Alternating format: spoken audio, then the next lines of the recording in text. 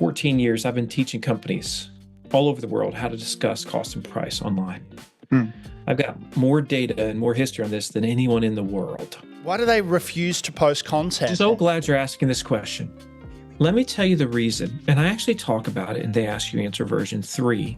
All this content, does it still even work? Welcome to the Sevo Show, everyone. We have a very special guest, Marcus Sheridan. For those of you that don't know him, which would be probably most of you, especially coming out of Australia, Marcus Sheridan wrote a book that has been said to be one of the top marketing books out there ever.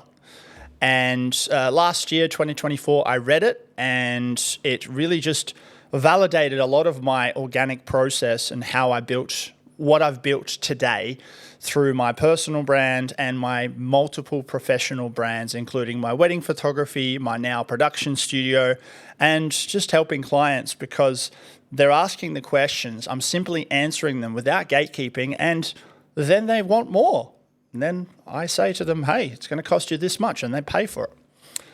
Marcus is the guy behind that. He's put it all in a book, and everyone that reads it, the feedback I always get is it's what we need to do next. We see the next step. And I'm like, great. I don't have to explain it myself. Now, Marcus came from selling pools, backyard pools, fiberglass, concrete pools. And in 2008, 2009, he was forced to innovate by obsessing over the buyer because of the global financial crisis. Everyone was holding on to their pennies and no one wanted to buy anything. And Marcus had to shift to help his river pools survive. And he just started answering the questions, putting them out as videos for the consumer to see, full transparency. He has done over $1 billion with economic impact. He's done over 500 keynotes, 250 workshops. If you go to his website, this literally says it all on the front page. But Marcus Sheridan, are you living your best life? I think I am. And, it's like, how do you define best life? Here's how I would define it. To me, it's when you go to work and you say, hell yeah, and you can go home and you say, hell yeah. So both sides of your life, you're just so excited about it. And that's how I am. I'm feeling so excited when I am able to get on a plane and speak somewhere around the world. And boy, do I get excited when I'm walking up my front doorstep too. Both of them give me a great shot of joy. And to me, that's really, in so many ways, the definition of success. With that, let's go back to pre-river pools on how you got to this journey. For my younger audience specifically, who are thinking about, getting into marketing, because a lot of the time in Australia, I see a lot of people with a marketing degree is something that they just fell into. But in terms of passion, it's something you need to be passionate about. How do you become passionate in marketing? I actually don't think you need to be passionate about marketing. I certainly was never passionate about, like I became a marketer without even knowing what marketing was. I remember when I first started writing about business and speaking, someone said to me one time, they used the acronyms B2B and B2C, and I didn't know what those things meant. Yeah. And still to this day, they kind of drive me crazy because people like to put themselves in a corner and say we're different. That's, such a prolific problem with so many businesses around the world. But what I realized pretty quickly was I think it's really fun to watch something grow. And as a marketer, you have a chance to do that. When you're building a brand, you just look at your brand stuff. It's like you've done all these incredible things. You built something extraordinary on TikTok and you're building these businesses. But the idea of watching them grow, and anybody that's in any field where you watch things grow, it's fascinating. It's extraordinary. It's no different than the farmer, right? And so the farmer has there's this appeal, and it's a little bit, in some ways, it's a little bit sick because it's also very painful to be a farmer. But you have to do a lot of work, but then suddenly the seedling grows and you see it start to grow, and that's life right there, right? Yeah. And then it turns into something really extraordinary and then has this really big impact. And so that's the same thing can happen with a business.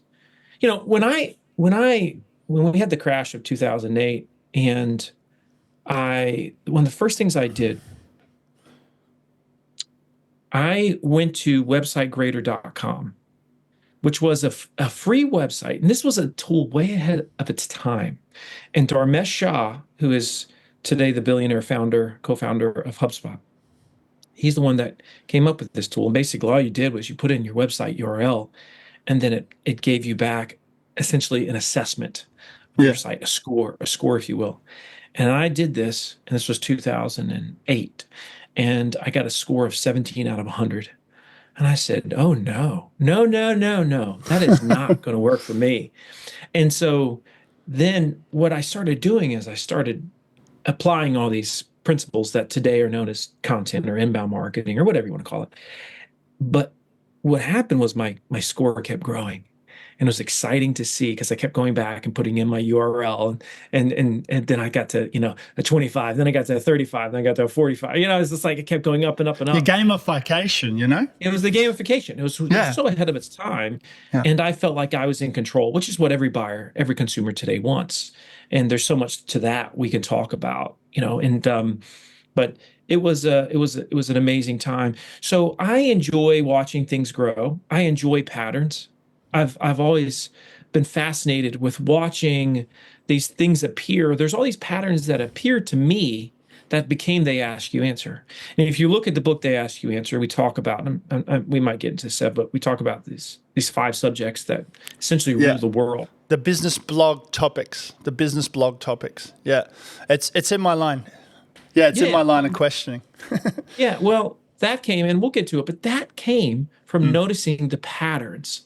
I'm like, oh my goodness, there's five things that people research. Oh, it turns out in every single industry, right? And so if you enjoy watching patterns, oh, marketing is so fun. And a lot of people don't realize that, but if you're the type of person that you like to make things more efficient, and you like to, build systems, and you like to build frameworks. And that was me as a young guy. I was like, I think there's a better way to do this. And it started with like video games as a kid, and Yeah. with sports as a kid. It's like all these things. I was like, I think there's a better way. I think there's a hack here. I think there's like something we could do. Yeah. That was marketing. So to me, just like I never said I wanted to be a pool guy, but I came to love growing businesses, Yeah. and I was able to do that as a pool guy. So the problem solving aspect is what I'm seeing here. How did you go at school through your learnings? Is there a specific subject that you were good at? I think school is outrageously overrated for business. In fact, for most people, I wouldn't recommend that you go to school to start a business. I would recommend that you become obsessed with learning. And Mark Twain once said, "Never let your schooling get in the way of your education." It's one of the great quotes of all time, really.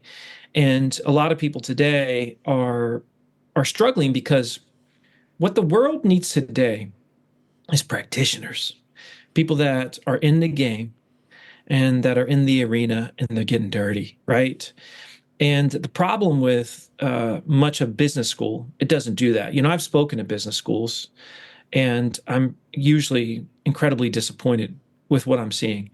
And if you look at the model, business is happening so fast right now, the change of business, like marketing alone. Marketing is dramatically different today than it was just a couple of years ago. Dramatically Yeah, different. It's changing, 100%. especially with AI. It's changing, we're seeing in 6 days what used to take 6 years. That's not an exaggeration. So it's impossible for you to go to school and actually stay in the game and be ahead of the masses. You can't do it. You can't do it. If the system's so broken, you just can't do it. That's And why I so left teaching. yeah, yeah, yeah. Yeah. You get it, Seth. You get it. You Yeah. get it. And I went, here's the funny thing. I went to college. I have a degree in teaching Spanish and teaching physical education. That's what I have a degree in. All right.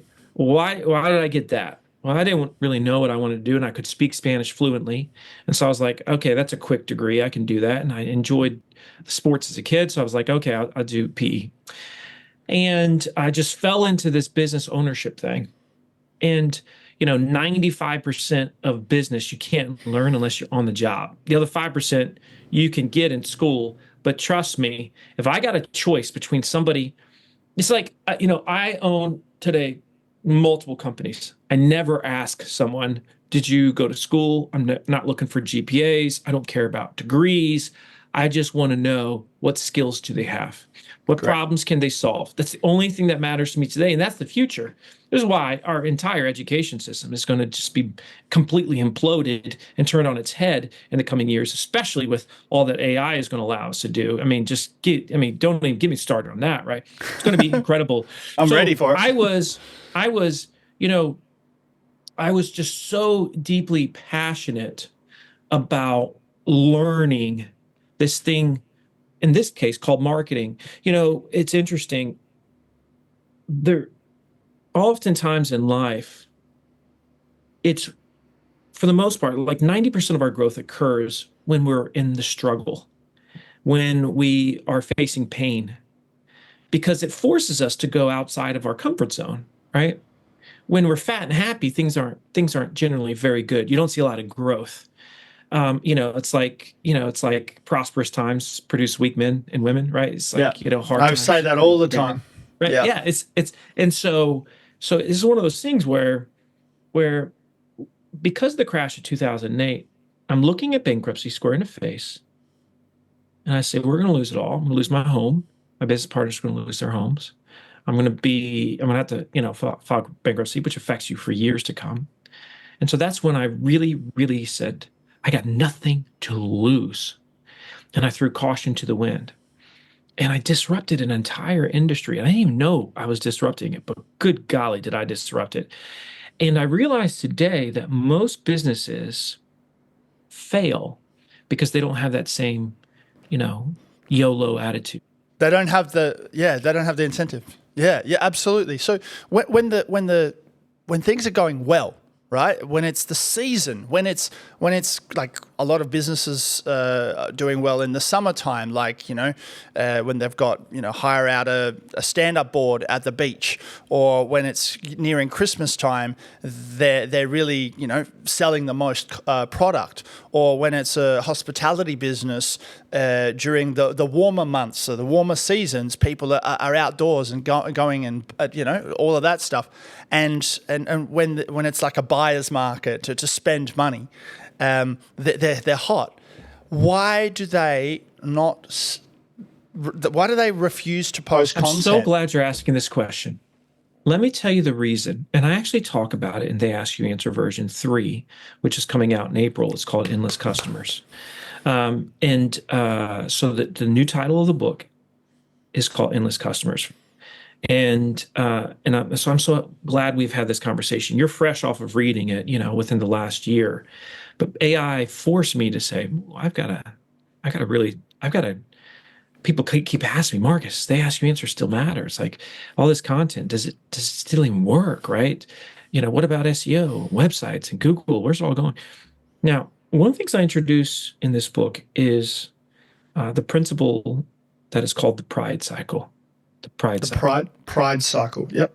The pride cycle. Let me explain how the pride cycle works. I want you to imagine a perfect circle, okay? A perfect circle. And on the top of the circle, you have what is prosperity. On the bottom of the circle, you have pain, right? So if you can just draw it out right in front of you right now, if you're picturing this, all right? So the Yeah. top of the circle, you have prosperity. At the bottom of the circle, you have pain. So entire civilizations, countries, businesses, relationships, they rise and fall on this thing called the pride cycle. So basically, this is how it works. You're in a place of, let's say, prosperity. Things are going good. You're feeling great. And because things are going great, something happens. You take your foot off the gas. And this is why on the right side of the circle, you have this little thing called stop doing the little things. So in between prosperity and pain, you can just almost like draw an arrow from one to the other around the circle. In the middle of that, you have stop doing the little things. Case in point, during COVID, things were so great for home improvement businesses that they didn't have to market. Everybody was investing in their homes, right? It didn't matter if you're a landscaper, if you're a pool company, if you're a roofer, it didn't matter. People just dumping money into their homes. And so they were just trying to keep up, which meant they didn't have to market, which meant, and they didn't have to sell. You were an order taker. And what that meant is a lot of them stopped working on their skills. They stopped making the extra phone call. They stopped sending the extra email. They stopped having the extra sales training. They stopped writing that extra blog article. They stopped producing that extra video because at the time they didn't need it. They stopped doing the little things. And because they stopped doing the little things, a few years after COVID, suddenly 2024, all that home improvement stuff slowed way down. They're all saying, oh, my leads, where are my leads? Where are my leads? So they find themselves back in this place of pain. Now, here's where it gets interesting. When you're in a place of pain, you say, I don't like pain. Pain doesn't feel good. And so suddenly you start, this is left side of the circle now, okay? Between pain and prosperity, as you're going back up the circle, you have what's called do the little things. And so now, all of a sudden, as a business, right, you're going the extra mile. You're making the extra phone call. You're having the extra training, right? You're doing the role play if you're the salesperson, right? You're sending out that one-to-one video as a salesperson. You're making that extra video that's going on TikTok. You're not saying, I'm going to wait till tomorrow. You're saying, I'm going to do it today. You spend the extra hour on the thing. You complete it to its fullest. The pride cycle is the reason why people get fat and skinny, fat and skinny, fat and skinny throughout their entire life. The pride cycle is the reason why your relationships go from good to great, and have seasons in between. You wonder, like, oh, geez, why is my relationship not good with my partner, my loved one? I stopped having date night, stopped doing little things. Okay, let's start doing date night again. Start doing date night, things go better. But suddenly, you're not doing date night anymore. You forgot about it. Stop doing little things. You see, that's the pride cycle. And literally, all you watch, if you just, once you know it, you just look around and you see it in every stinking facet of human existence. It's wild. Yeah, I love how you relate relationships with people to business progress. It's the same exact thing. It's the same exact thing. I'm so excited for your book, and if there's a hard copy, it's going straight on the shelf permanently. So we'll talk about it more. Can I tell you really quick why the name changed? Because it's interesting to a lot of people. Because they ask you answer became common vernacular, You're killing me. You're killing me, Marcus. I have all these questions down. All right, listed. then don't. Then you can come to it later. Then come to it later. I don't want to steal your thunder. I've got all the questions. You're literally answering all of the questions before I ask them. You're an absolute classic. But please tell me now, what is Endless Customers, Taya 3.0? They ask you answer 3.0. I love the name Endless Customers because that is the ultimate goal to me. That's the payoff. So this is a great technique for titling things that I learned that I didn't previously know. I really think the Ask You Answer should have sold over 1 million copies, and ended up doing 100 and some thousand copies, and it continues to sell very well. And it's, yes, it is in the top percentile of business books, but I think it should have been a 1 million copy book. One of the biggest reasons why it wasn't is because it didn't pass what you and I would call this was taught to me by Rory Vaden, Rory Vaden, Vaden. And he wrote a book called Takes the Stairs, but he's got a really great company called Brand Builders, and they help people build brands and launch books and launch podcasts and things like this. And he said one of the great mistakes is when you title something that doesn't pass the I want, I wish test. So before the title, ideally you should be able to say I want, I wish. So for example, I wish I could have a 4-hour work week. I want atomic habits in my life. I want to win friends and influence people. You see that? So those are all really smart titles. Great. Nobody ever says, I want, they ask you answer. I wish they ask you answer, because that's the how. And what many authors do as a mistake is they name the book what is the how. It's the methodology. It's the framework. So they ask you answer is a framework, but it's not the payoff. Right? What I want is essentially an endless stream of leads and customers. And that's what can happen if you apply this framework called They Ask You Answer, hence the name change. Yeah, with the Alex Hormozy books, he nailed it as well. Like $100 million leads, $100 million sales. Yeah, I see how that works. Yeah, absolutely. And then And and now once you see it, you'll see it 90% of the time it checks off perfectly. Like some of the greatest books of all time, Think and Grow Rich. Another example. It's just like you could go down the list. Sure, there's exceptions, but it's pretty wild. yeah, I wonder if Gary Vee's books could have sold more copies because they're like one's jab, jab, jab, right hook. Yeah, yeah, Terrible 12 and a titles. half. Gary is a terrible, he's an all-time terrible book titler. I And noticed that. he's a genius. He's a Like in terms genius. of as a communicator, terrible book titler.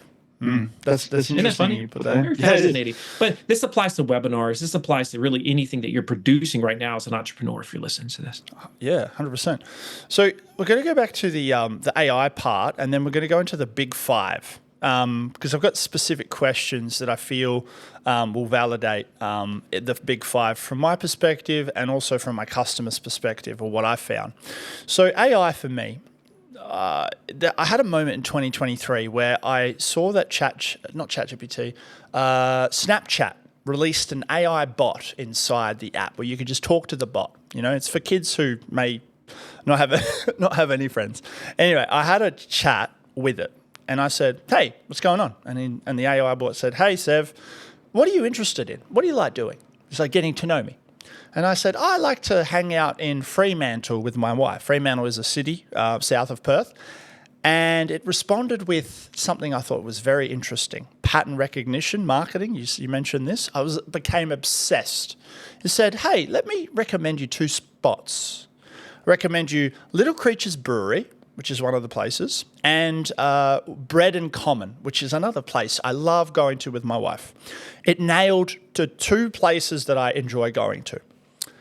Now, and then I put my marketing hat back on, my curiosity hat, my maths, science brain just switched on and said, AI bot, hypothetically, if I was to start a restaurant inside of Fremantle, what would I need to do for you to recommend my restaurant above these two?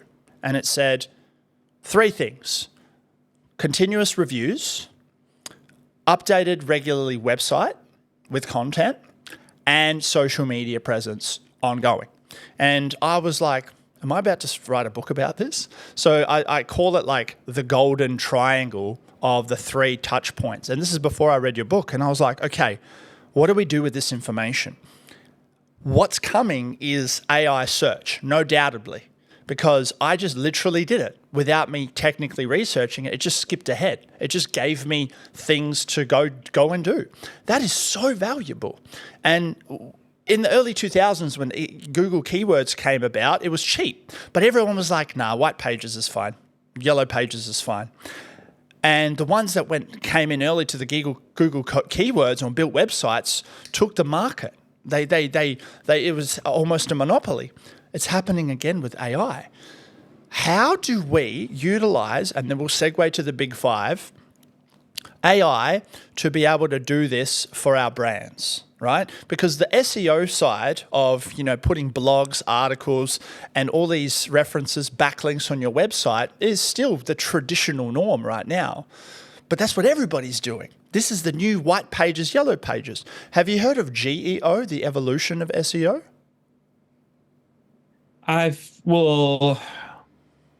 So I know that Patel has been using the phrase "search everywhere optimization" Yeah. as his GEO. Yeah. Tell me which one's It's generative engine optimization. Yeah.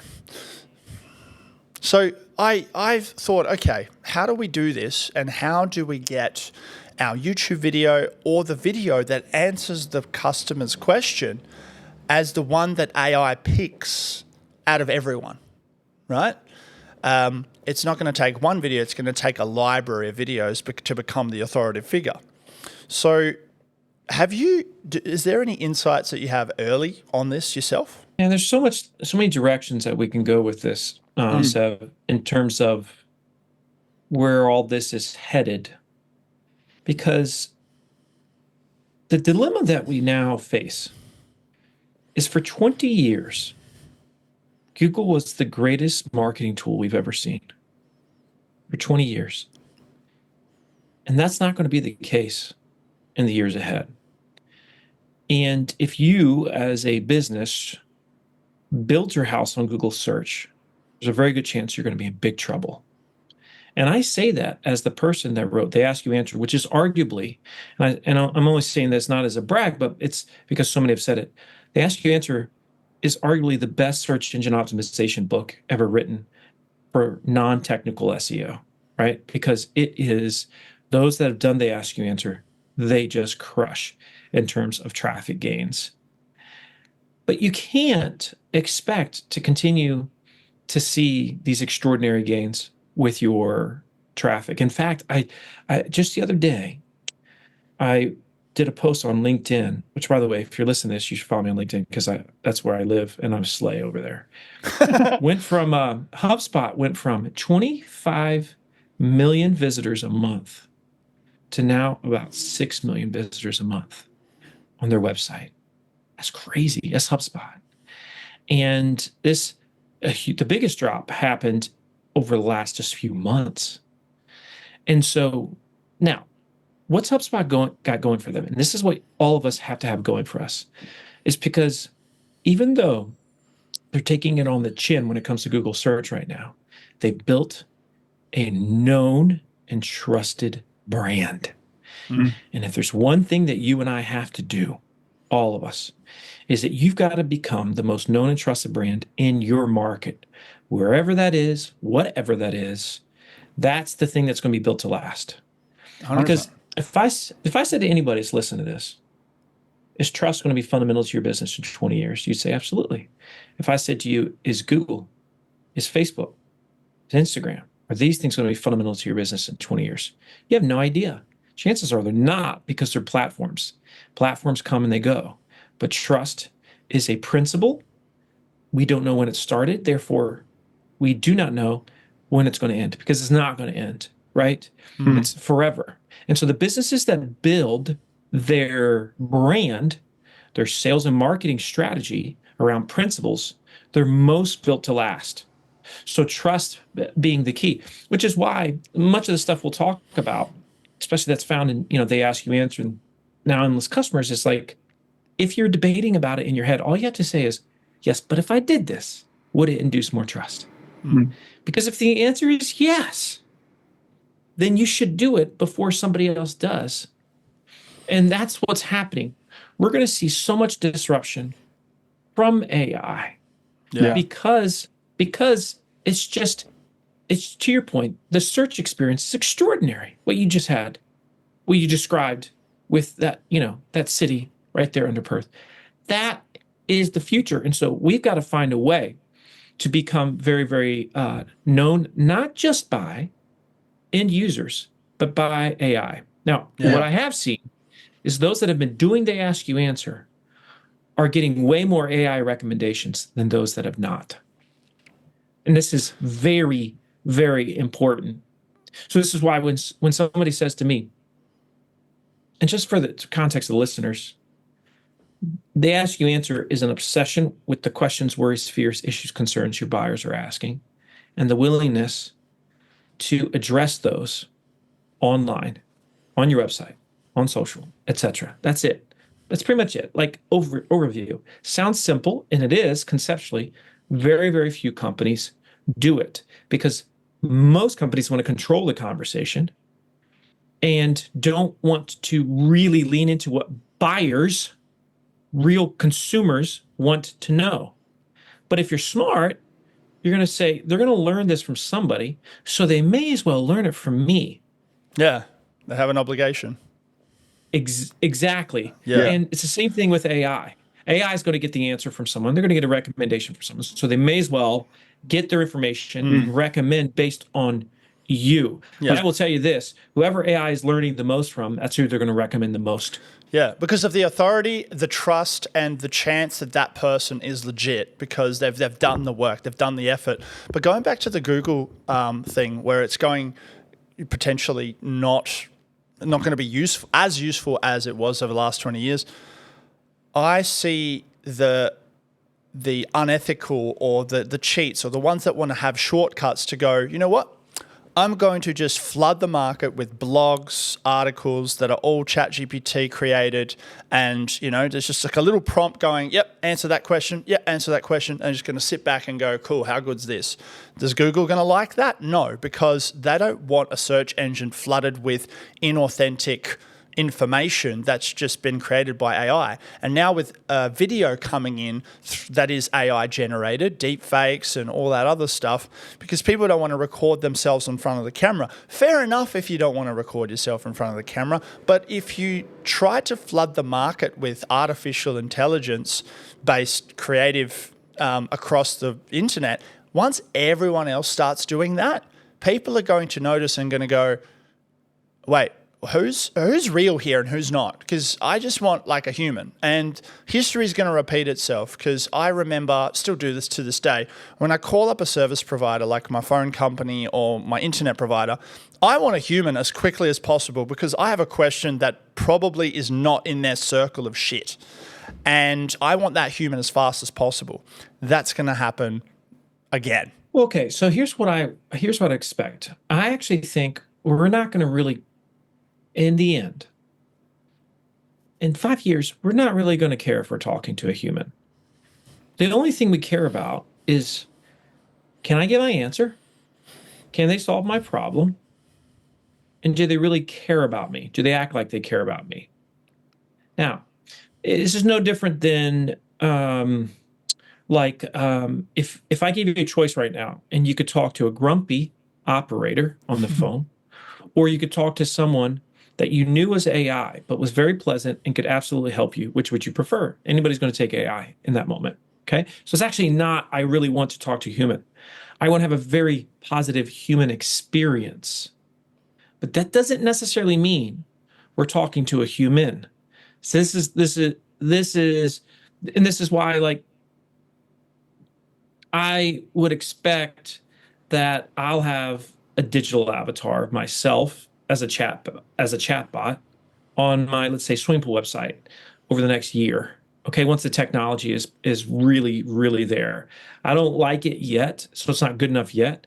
But once the person truly feels like it's you and me on this Zoom call right now, and they can't feel the difference, and they show up to the website, and I say, hey, I'm Digital Marcus. I'm not the real Marcus, but I'm using his brain, and I'm taking all the content he's ever produced, and I'm here to answer your questions. We got two options right now. We can have a conversation. I can answer anything you want about pools, or I can give you a quote. Which would you prefer? Now, that to me is an incredible experience. And I think it's actually a very human experience, because if the avatar really does look, sound, and feel like me, eventually people are going to say, when they see you in person, you look just like your avatar. Of course. It's no different than when, Sev, you've met people in real life after they were following you online, and they'll say things like, you look just like, or you look a little taller, or you look a little shorter, but whatever it is, they make these comments about their perception of you up to that point, all of which is good because they felt you were known and trusted, which goes back to the key, known and trusted. Those that use AI in a way that is above the board with integrity, just like I think it's your responsibility to tell people if they're talking to AI, they're talking to AI. 100%. So the AI should always introduce itself. Whereas there's going to be a lot of nefarious players that don't do that. I don't think that's okay at all.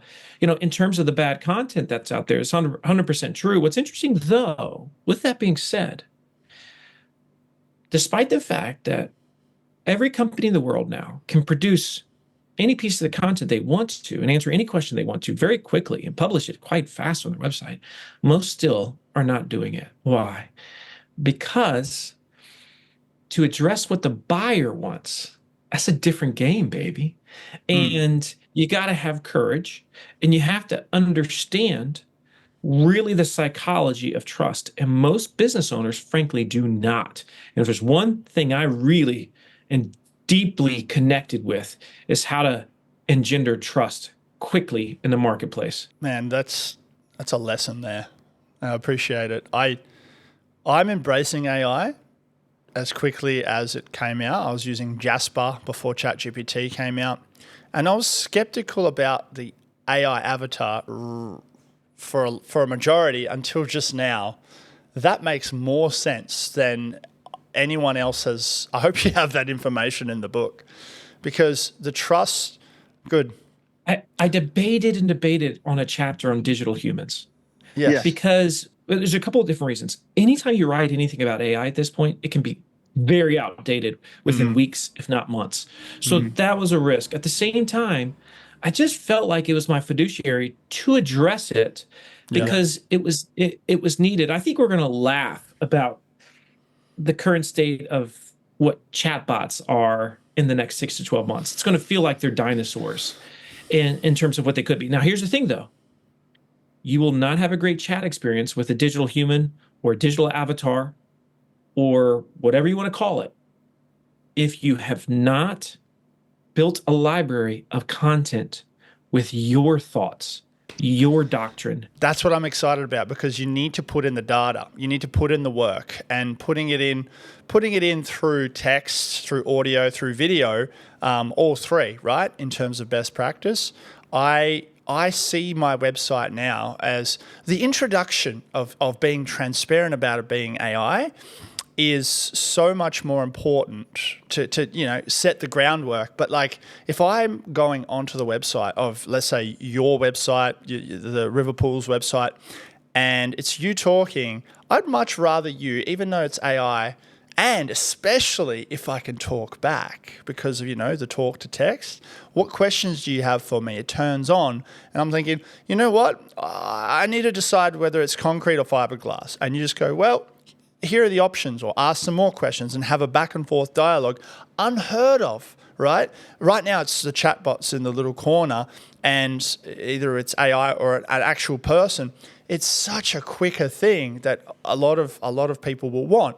But then there will be an absolute race to go, how do we make the bot good? How do we make this AI avatar of us good? And that's the input of the data. So the precursor is they ask, you answer. And it's something that I've been telling people over the last 6+ months since I've read your book. They're in that circle, and I'm gonna add this pride circle to my sales call straight away. I cannot wait to do that because you're right. They're on the wrong side of the circle. They're on the right, and it's again, you have the care for them to go, well, right now things are going great, but one day they won't be. The cost for you to avoid that now is going to be cheaper. The cost of you doing that when shit hits the fan is going to be greater. It's up to you what decision you want to make. I'm not trying to fearmonger you, but that's the reality. That's the maths. So talking about the big five, Marcus, you say that explain the cost in pricing is the first one.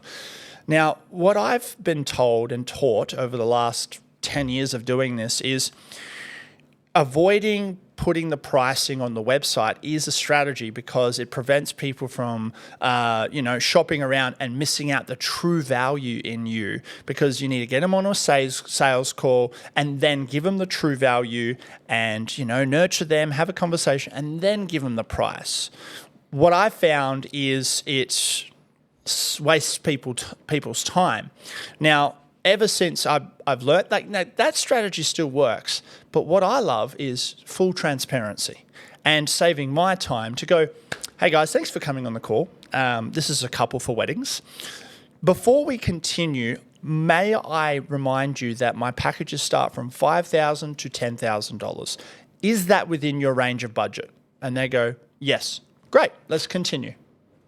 What are your thoughts on that first part? Sorry to interrupt one last time. This is actually a sponsored post. If you need to run ads for your service-based business and you don't know how, there is one agency I would trust in the entire country and the world probably, Where You, spelt WHERE and then the letter U. They literally teach you how to run Facebook ads, Instagram ads, and create a whole funnel for you to get more business. And I use them myself. They've taught me how to do it, and I get all of the business, which is fantastic. If you want to learn how to run ads properly and dominate your industry and win all of the clients, hit up Where You. Back to the episode. For the better part of 14 years, I've been teaching companies all over the world how to discuss cost and price online. Hmm. I've got more data and more history on this than anyone in the world.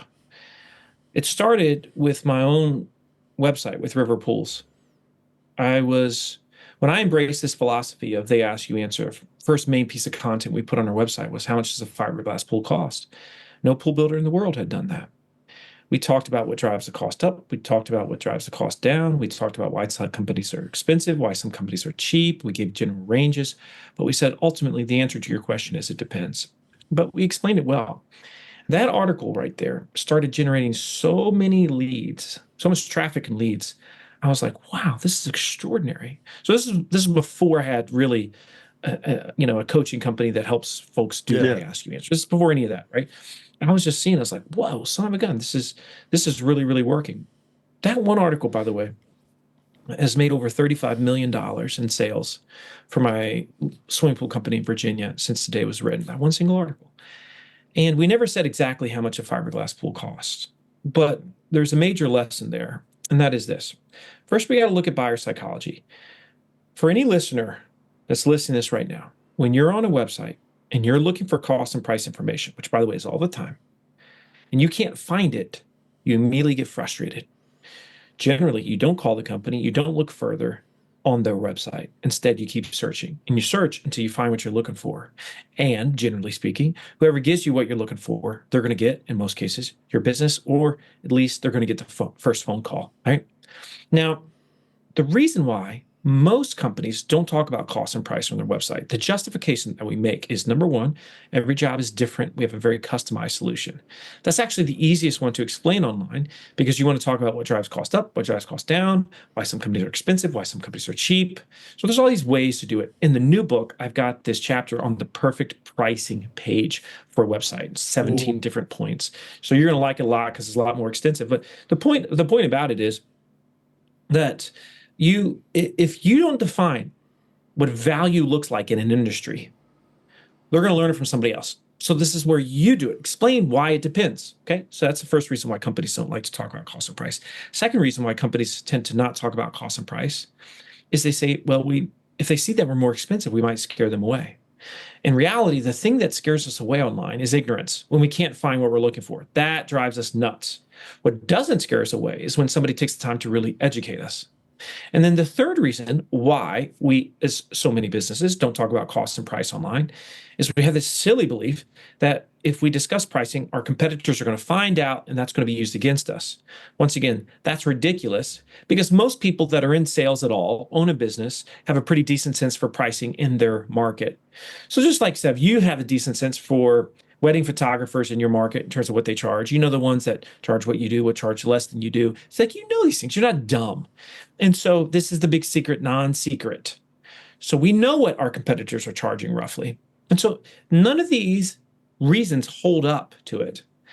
And so when we're willing to talk about this thing, something magical happens because the number one reason why people leave a website is because they can't find what they're looking for. It's the number one reason.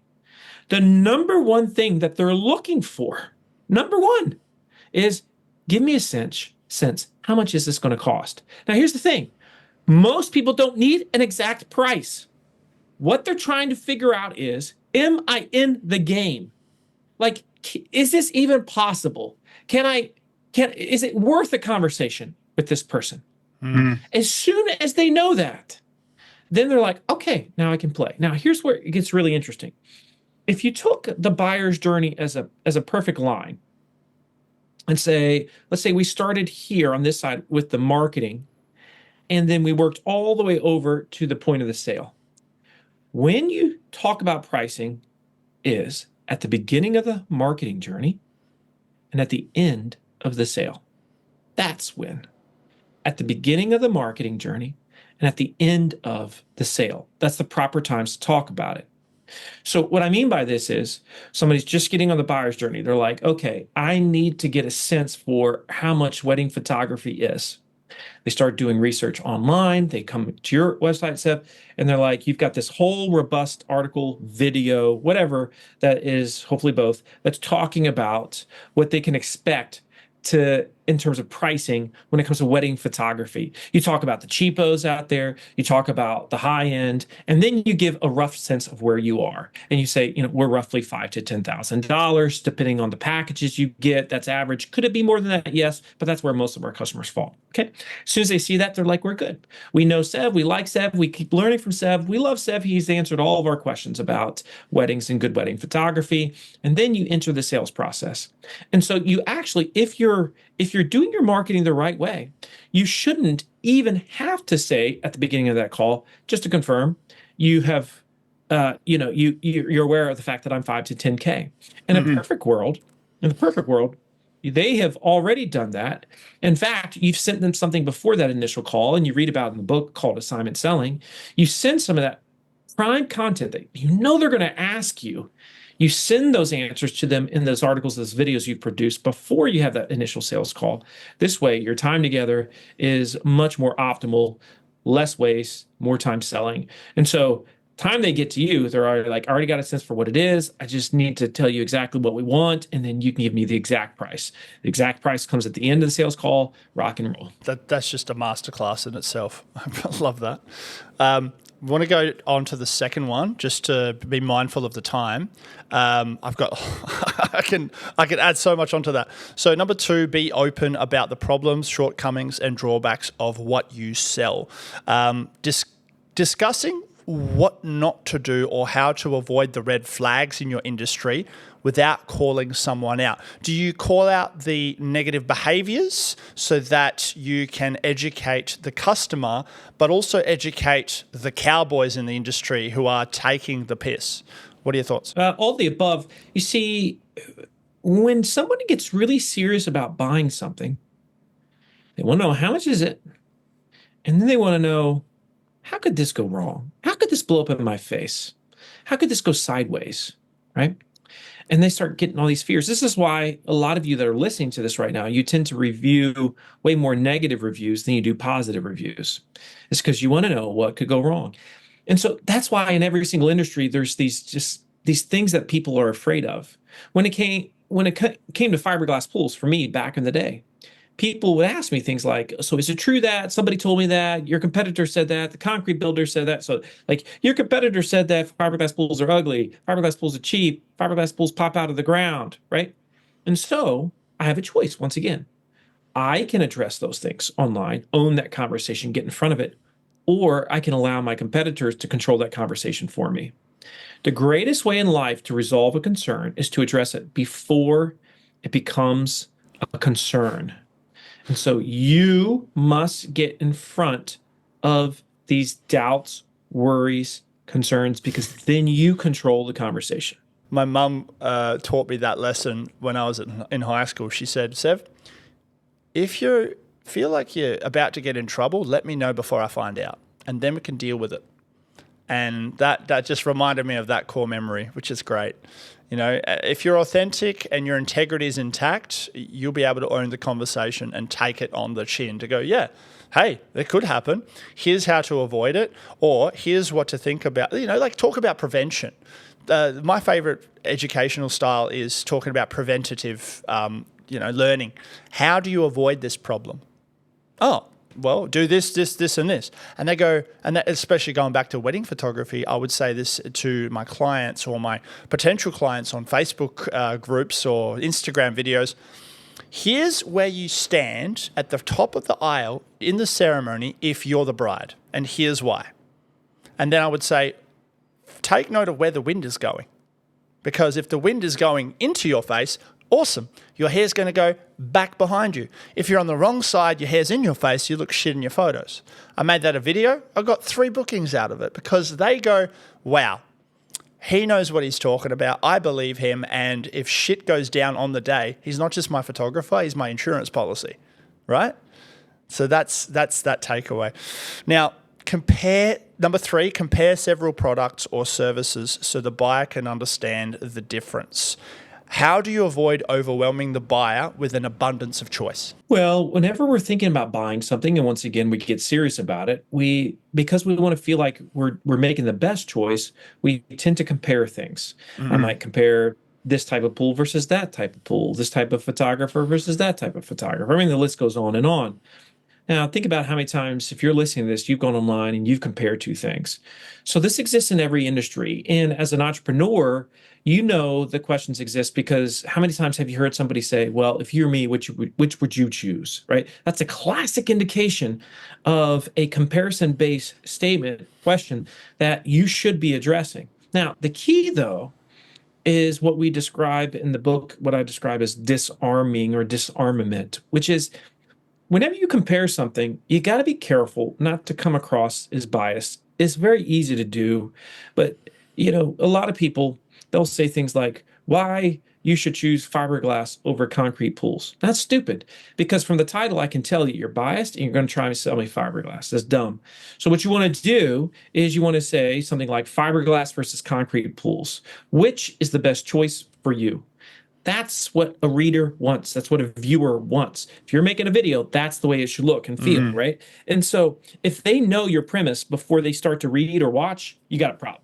You got a problem. And so you want to, when you're doing comparisons, it's your job to present the facts and then let them decide. In terms of like those facts, going back to the overwhelm, um, do you just do two, maybe three comparisons in one video, or how would you approach it? No, I mean, generally it's one question at a time. Okay. That's it. One question at a time. Now, if I could though do, let's say, going back to pools because it's easy. If I'm constantly being asked, so what's the difference between a concrete, a vinyl liner, and a fiberglass pool? And that's the way you hear it. That's what you should address. And so if you're constantly getting multiple, but it's usually two things. People are constantly comparing HubSpot versus Salesforce. All right. I wouldn't add a third into the mix. Just compare those two. Yeah. But Yeah. this is why it's called They Ask You Answer, right? It's because really the best keyword tool in the world, it's always been the market. The market, if you're listening, you know exactly what you should be addressing. Sometimes business owners, I see them and they can't come up with these questions that you and I are talking about right now, these cost questions that they're asking, or problems questions, or comparison questions. And the reason is because they've been out of the game too long. And at that point, they tend to be very ineffective marketers. They suck because unless you really have your finger on the pulse of the market and you know the questions they ask, you're not going to be a very good marketer. You're just out of touch. Yeah, I see that a lot in social media agencies now, marketing agencies. They onboard a client and they just assign them an account manager. A lot of the time it's a junior account manager, and they just go the generic traditional stuff. And so how would you, especially for me now, come in, because I'm not a marketing agency, we just produce the content, but there's still strategy behind it, and I give it to the client for them to post because, again, this is straight out of your book. The best hire you can make for your company is an internal digital salesman because they're extracting the data from the internet, from the comments, from articles, from the currents that are trending, that are relevant to that industry, and then going, okay, we've got some new content, let's make it. Why do social media agencies seem like they're missing the mark here? The social media agencies, as we know them for the most part, are not going to exist in 10 years. And that's because most of them have been uh, going back to Pride Cycle. You were able to be pretty lazy as a business for quite a few years, especially 2000 to 2015. I mean, anybody could start an agency and get results for their clients because most people in most industries hadn't really started to produce content. No. And so you could get quick gains from a search perspective, quick gains from a social perspective. You could do a lot of these quick gains. But then suddenly it just got hard. And then with AI, it got a lot harder. And so this is separating the wheat from the chaff. I mean, this is like the great divide. And so this is why the future in many ways is going to be the creatives combined with the great strategists. That's what you're really, really going to see. But it's, a lot of it's fascinating to me. It gets up in the air because you and I, we talk about AI produced content right now, and we know it's really flawed without a human. I don't know it's always going to be flawed. And there will come a day, my guess is, that we're going to read it and we won't be able to tell if a human wrote it, if AI wrote it. We just won't know. Mm. There's this thing called the reality paradox. The reality paradox is when, and we're not far away at all, anything we see online, we're first going to say, "I wonder if that's real." I have a YouTube channel that one of my big passions in life is fishing. And so it's an offshore fishing channel called Saltwater Fishing University.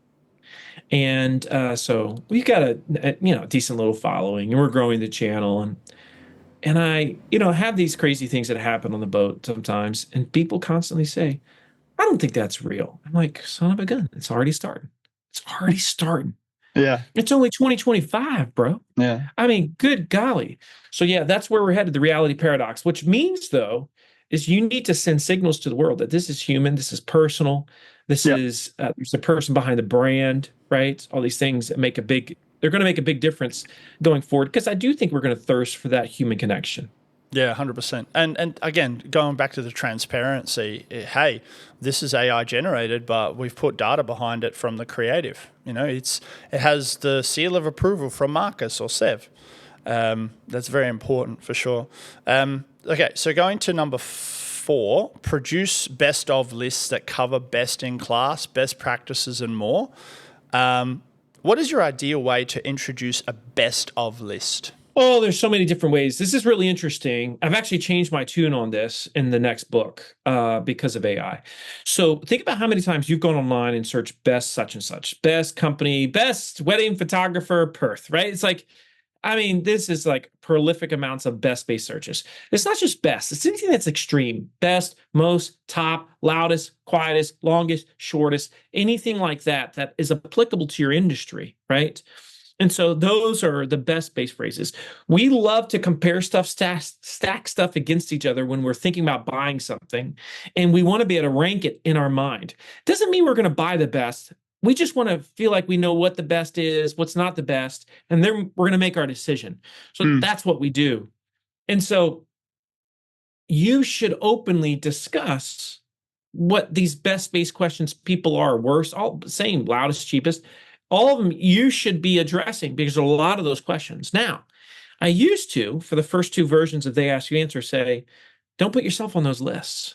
Don't put yourself on those lists. Because if you create a best of list, who are the best pool builders in Richmond, Virginia, and you put yourself on that list, all right, it makes it sound self-serving.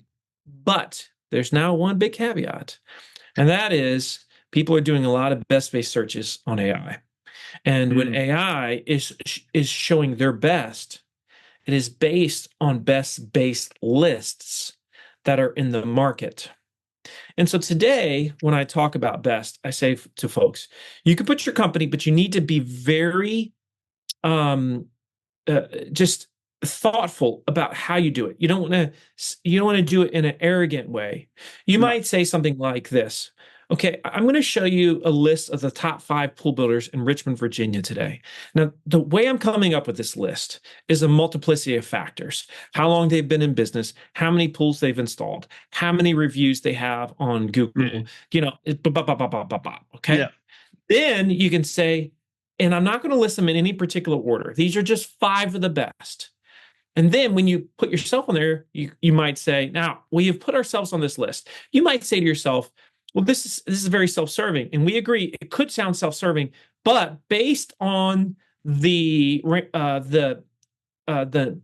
variables that we put in that constitutes best, you'll see that we have also made this list based on this system that we came up with. Number of Google reviews, how many pools we've installed, etc. Right? And so it's one of those things where you address the elephant in the room always. Someone says, you just put yourself on a best of list. Right. But here's the reasons. And so you have to come up with a good system as to how you ranked those things. How did you come up with that rank? That's the strategy. If you do that, I think that's very effective. And this way now, you can address the elephant in the room that's AI. Whereas that wasn't an issue before. And I always told people, don't put yourself on the list because you're going to sound self-serving. Now I tell people, put yourself on the list, but do it the right way, assuming it's true. Yeah, based on the metrics. I like that because then that also keeps you accountable to ensure you still do all of those things that you do. I love that. I love that. Okay. A quick story about that actually. On Facebook groups again, I dominated Facebook groups back in the day. You should see me. The clients or the couples now, and on Facebook they've changed the feature where you can post anonymously because people would just try and DM and do like a sly. They call it sniping. And what I did was, and I did this, I still do this to this day because it's really fun. And I just feel good about it. But the question is, can anyone recommend me photographers for my wedding? And I did this in 2021. I said, yep, here are the 5 recommended photographers that I've worked with in the past who have all done a good job and who have a good system, who have a clean edits and, do all the right things. And I just list them all.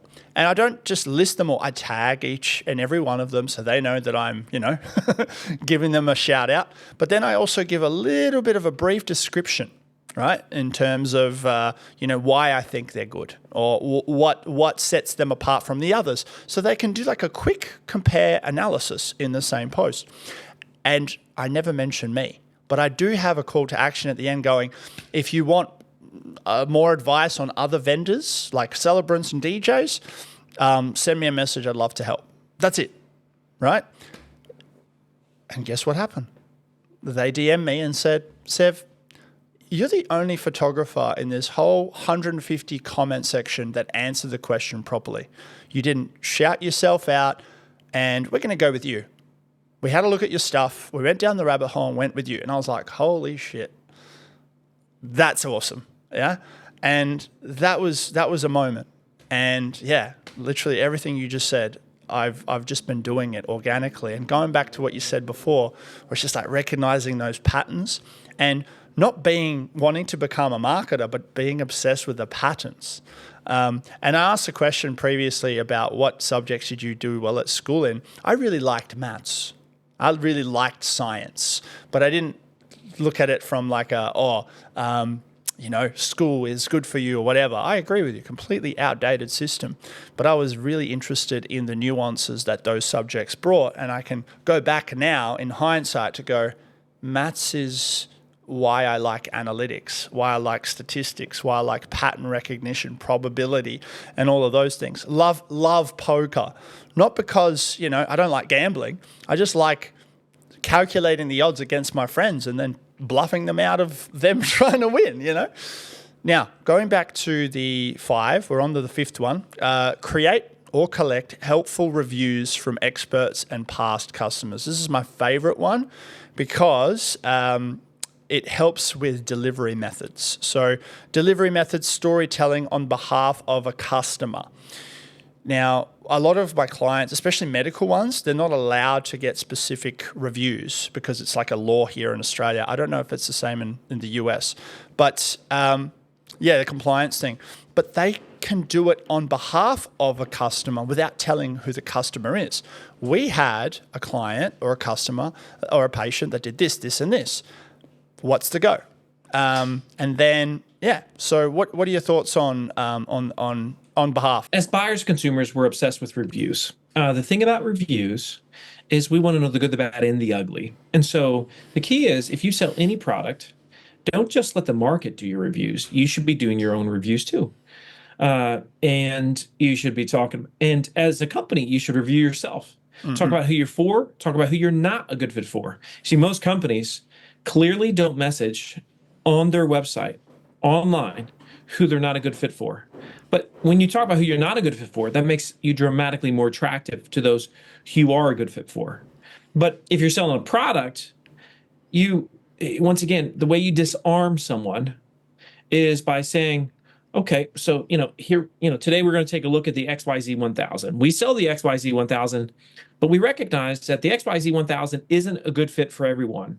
In fact, it might not be a good fit for you. So what we're going to do in this video, what we're going to write about in this article is we're going to talk about the pros and cons of the XYZ 1000. And hopefully by the end, you'll have a great sense as to whether or not this is a good choice for you. So that's how people want to be communicated with. But that's how you need to sound.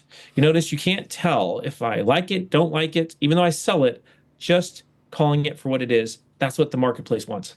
Yeah. Is it better for to get a like a testimonial for them to come in and tell the story themselves, or to just do it on behalf, or both?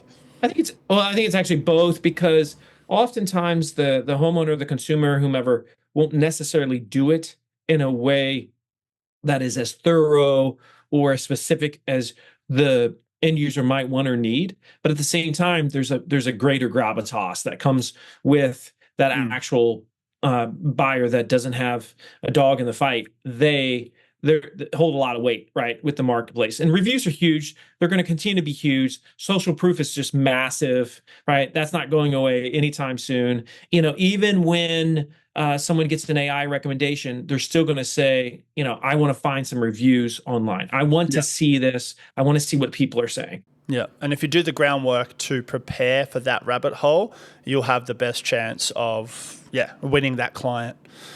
Speaking of winning that client, what is your breakdown of a conversation that closes? Well, I mean, boy, t- to to me, if you sell the right way, Hmm. selling should not be a roller coaster where you're going up the hill and the whole time you're hearing click, click, click, and you're just waiting for the suspense of the quick fall, right? Or the close. Mm. You sell the right way, man, it should be so natural. Closing should just feel like you're just breathing the same oxygen. Your heartbeat hasn't changed. It's just a perfect rhythm. And most people, they never really master it. And so if you set things up the right way, then sales come as a natural result of how you've set it up. And the way you do this is by removing all doubt. When you remove all doubt, the only emotion that is left is trust. And when they feel that, they're going to buy from you. That's how it works. You might you might say no, we weren't a fit or this. You remove all doubt. That's our job, especially as a marketer. That's your job. Mm. And so until you do that, you're going to have friction. And when you have friction, people don't take action. They certainly don't buy. I love that. I needed to hear that myself. Impact Plus, your website. I look not just by reading and watching what people say, but by observing what they do. Your website is an absolute masterclass of what to do. I go down a rabbit hole on that thing because when I go to a specific podcast page, I see the video straight away, and then I scroll down and see the accompanying articles and lists and literature. But there's bits and pieces of blue text which takes me to the next part, takes me to the next journey, and you predict my curiosity to go, actually, yeah, I'm actually curious about that. Creating a rabbit hole web on a website, hence the name website. What's your top tip for clients who are looking to do that for their website? Well, I mean, let's not overcomplicate it. Because I think people overcomplicate lots of times the buyer's journey in certain Mm-hmm. websites, certainly Mm-hmm. content marketing.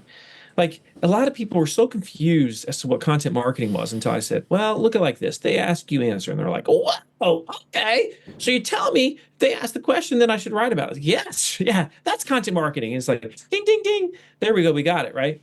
And so if you really just take all the questions, worries, issues, concerns that your potential customers are asking and you've addressed them on your website, you're just going to have this natural, just like journey that people can go down, and stuff feeds everything. Everything Mm-hmm. feeds everything else.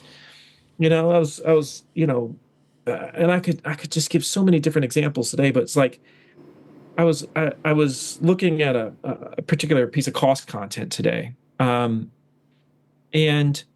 it branched off into multiple other elements of the big five so naturally. just so naturally.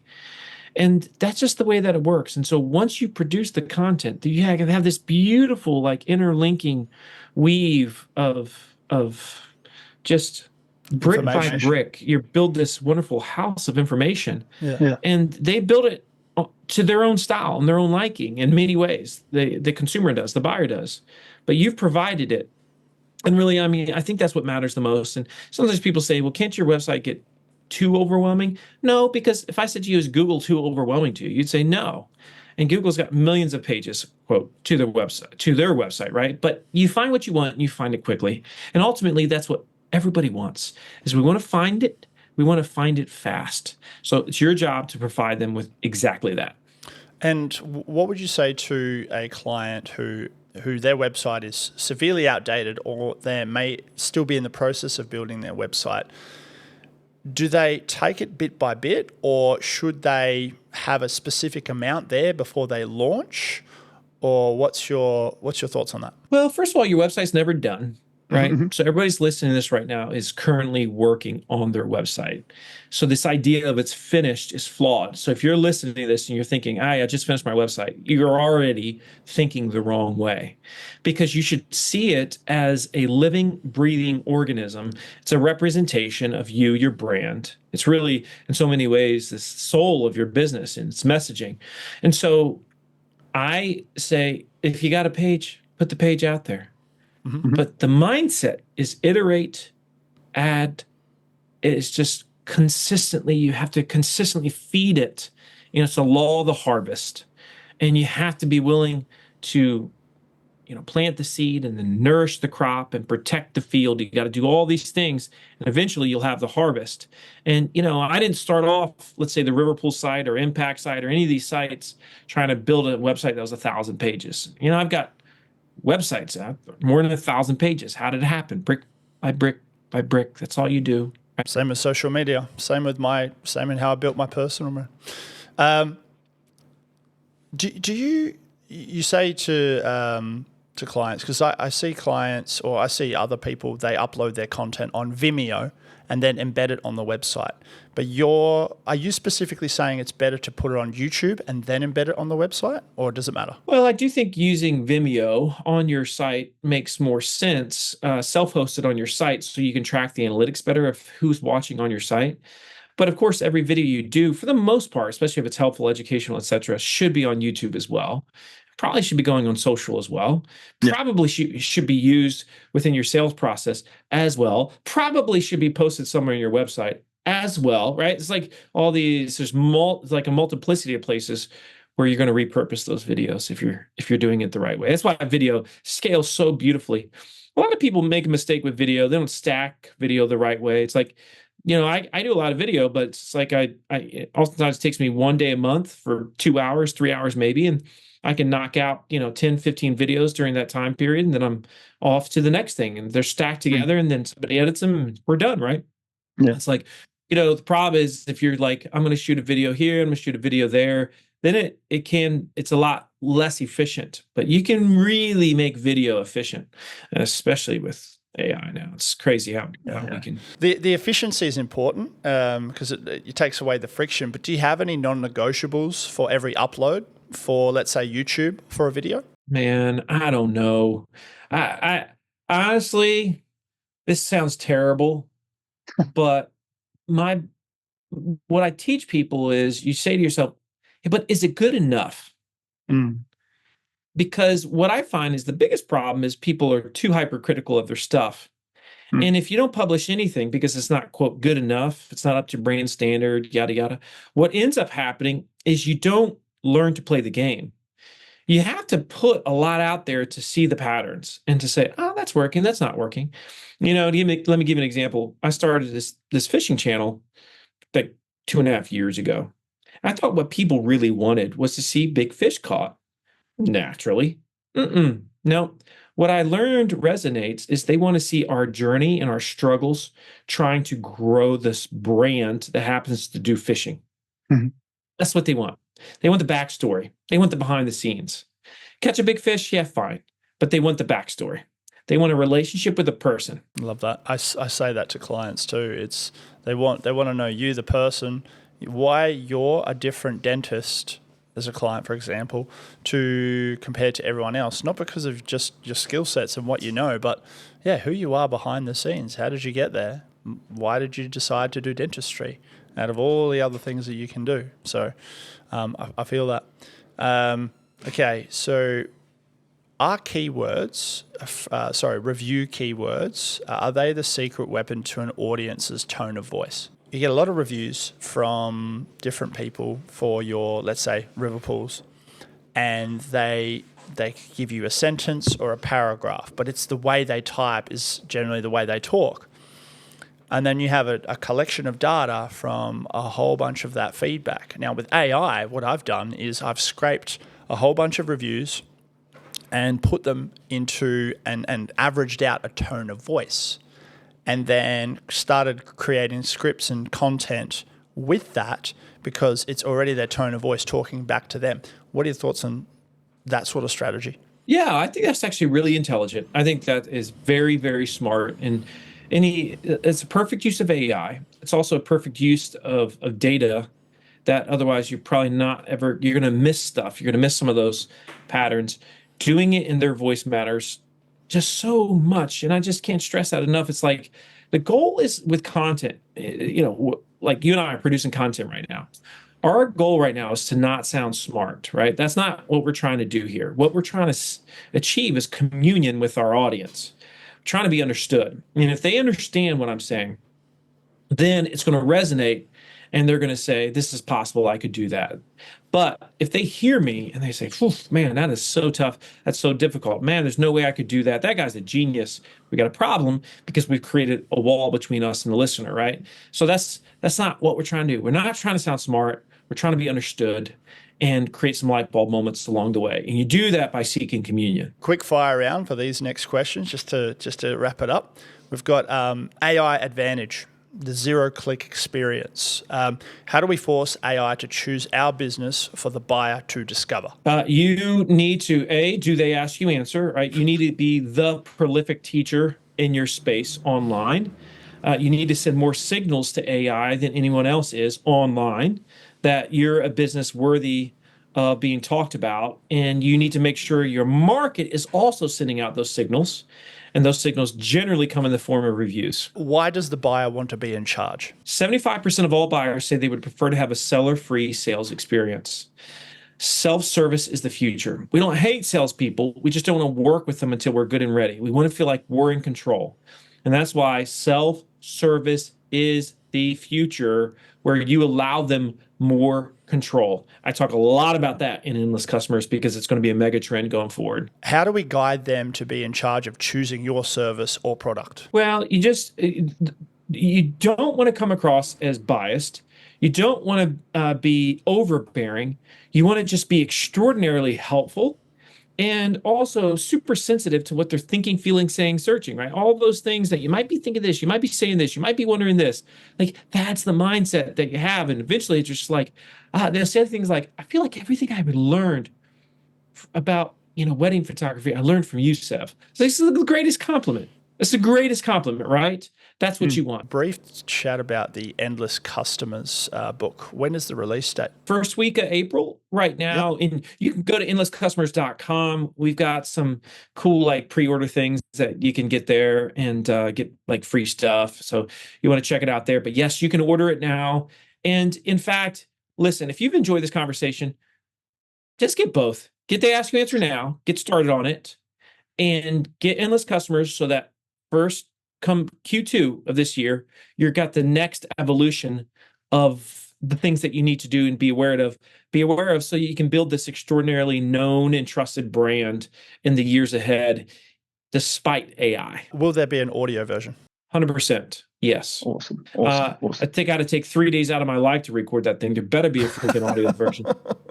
I'm excited to hear it. And if there was one book you would recommend people in business, what would it be apart from your books? I just think Good to Great had the greatest impact on my life personally as a business. I just think it was extraordinary. And then if you're just trying to become a better person, all the teaches of Jim Rohn, Rohn, the great orator, He was Tony Robbins' mentor, and he was in many ways the godfather of personal development.